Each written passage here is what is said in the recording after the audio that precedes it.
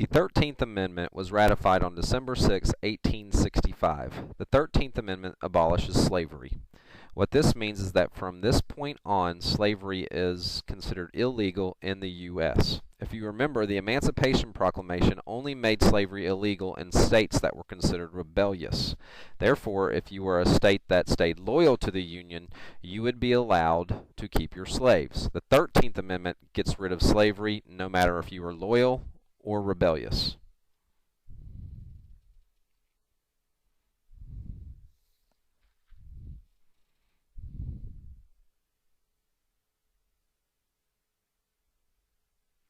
The 14th Amendment was ratified on July 9, 1868, and it deals with citizenship rights.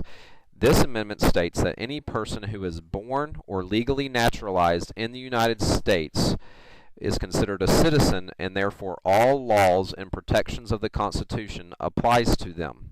Naturalized means that you go through a legal process of swearing loyalty to the U.S. What this amendment allows is that all freedmen would be considered citizens and therefore would have rights in our court of law.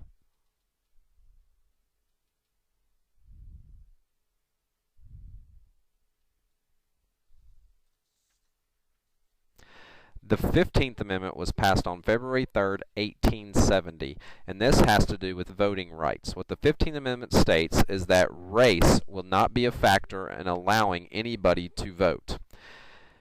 With the 15th Amendment, this allows all men, regardless of what color they are, the right to vote in the United States. Again, this is only going to apply to the men.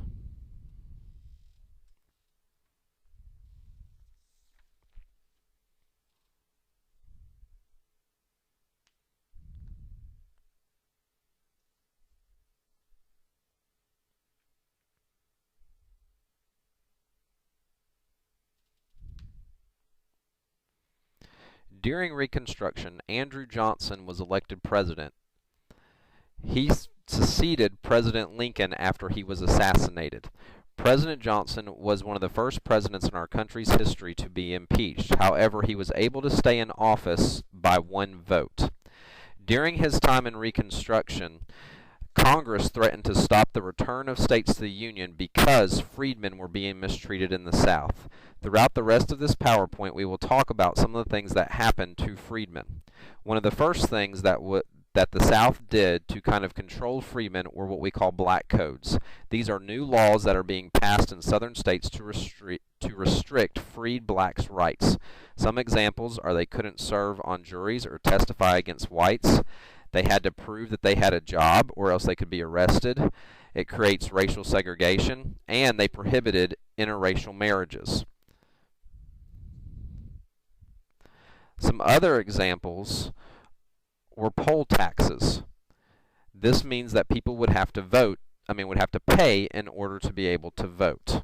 They also used grandfather clauses, literacy tests. They would intimidate black voters. They would have only white primaries, and they would use money as a way to keep minorities out of the voting booth.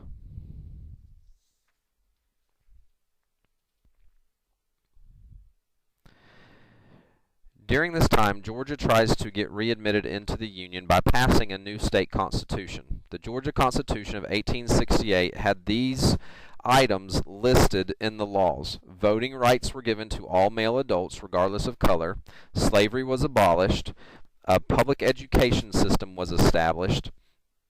Landowners could no longer whip as a form of punishment for workers. It does establish a poll tax, and the capital was moved from Milledgeville to Atlanta, where it still is today.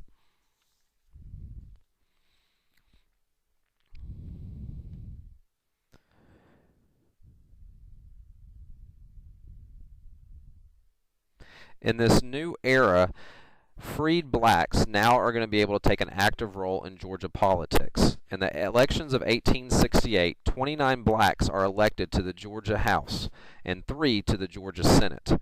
After these 32 members take office, the white Democrats in the Georgia General Assembly remove them, saying that they do not have the right to hold office. They only gave them the right to vote.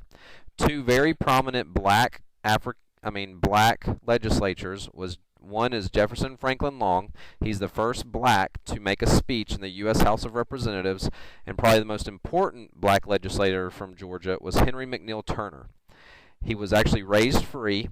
He was elected as a state senator and fought for more freedom. As blacks gained more rights and freedoms, one group in particular stood up against them, and that is the Ku Klux Klan. The Ku Klux Klan was created on Christmas Eve, 1865. It was founded by 6 Confederate veterans who were just bored with life in Tennessee.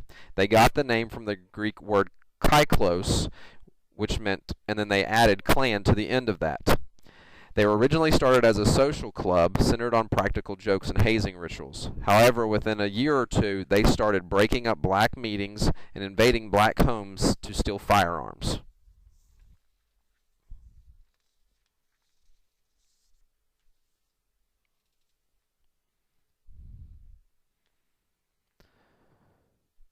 The Ku Klux Klan had 3 goals in mind when they began. The first was to protect the weak, the innocent, and the defenseless against the indignities, wrongs, and outrages of the lawless, the violent, and the brutal. They also wanted to protect and defend the Constitution, and they wanted to aid and assist in the execution of all constitutional laws and protect people from unlawful seizure or from trial unless it's by their peers.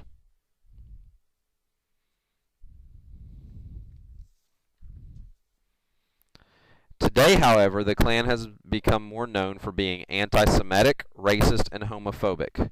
They believe that Jews are the offspring of Satan, blacks and other minorities are inferior to whites, and that whites are the true Israelites. They often use fear and intimidation to get their point across, but yet they typically wear hoods.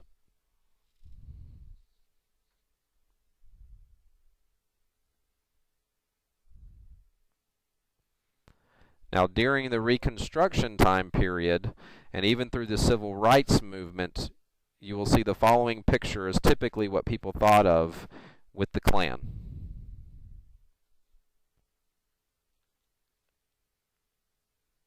Today, however, this is more what they look like. Now, the different colored robes typically meant a different level of seniority inside your Klan. Now, the end results of Reconstruction in Georgia is that due to increases in violence against minorities from groups like the KKK, Georgia was returned to military rule. Federal troops continued to stay in Georgia to protect minority groups.